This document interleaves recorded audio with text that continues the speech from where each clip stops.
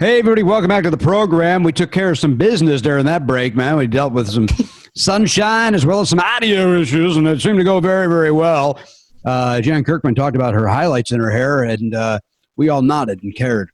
So it worked out for what? What's up? What's up? Matt brought it up.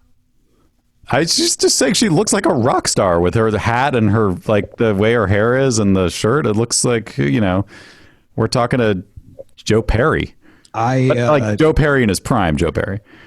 Aerosmith. Of course. I mean, Boston's own, huh? That's right. Me too. Yes. That's right. No, I meant the Me Too movement. I want to remind everyone. Thank you for that. Did Joe Perry do something that we should know about? No, it's been a while since I'd seen that hashtag. And that said, let's assume so. Let's assume. It doesn't seem, who knows? I don't want to cast aspersions, but I would think as I've said I think every rock star in the 70s is guilty of it. They'd have to be. They'd have to be. But a lot of drugs going on. So. A lot of drugs, a lot of cocaine. She don't like it. She don't like it. Cocaine. I mean, that's what Lorelei's all about, right? Lorelei, let's live together. I don't think it is, Karen. I think Lorelei's about a girl coming and going to move in with the guy, if I'm not mistaken. Just dropping some stick knowledge now.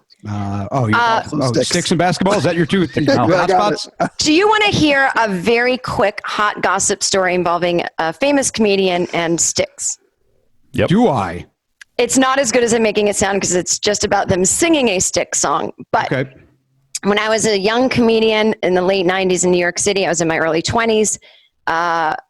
It was told to me by the other comedians that David Cross is a big deal. This David Cross fella. I'd never seen Mr. Show. I wasn't familiar with David Cross. I'd certainly seen him do stand-up. I understood he was a big deal. So he would hang out at the same Monday night alternative show that everyone did. And while I was hanging out, he was actually performing on it. And so a bunch of us all went out after, drinking, whatever. And we were at a restaurant that was not a dive bar by any means. It was like kind of a nicer restaurant. And somebody mentioned the stick song. I think the one I was singing before, Come Sail Away. Mm-hmm. And he started singing it really loudly, but then wouldn't stop, sang a full minute. And the waitress coming by, trying to take orders, but he's like, a gathering of angels. And she's like, okay, I guess I'll come back in a minute. And everyone was laughing, but I didn't think it was funny. I thought it was kind of rude to the wait staff and it was bothering people. And I remember thinking, I'm not a good, I'm never going to be able to be a good comedian because I don't get this joke. I think this is really uncomfortable. And I just remember feeling so much shame.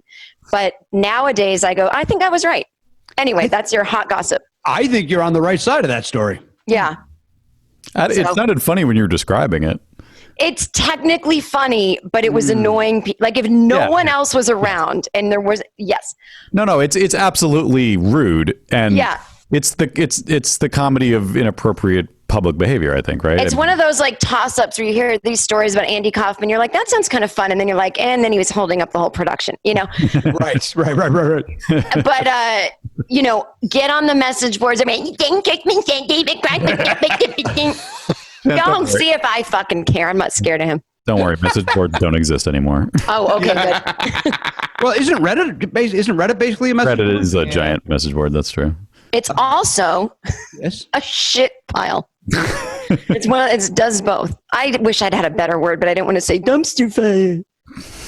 Boy, I've said it before, Jen.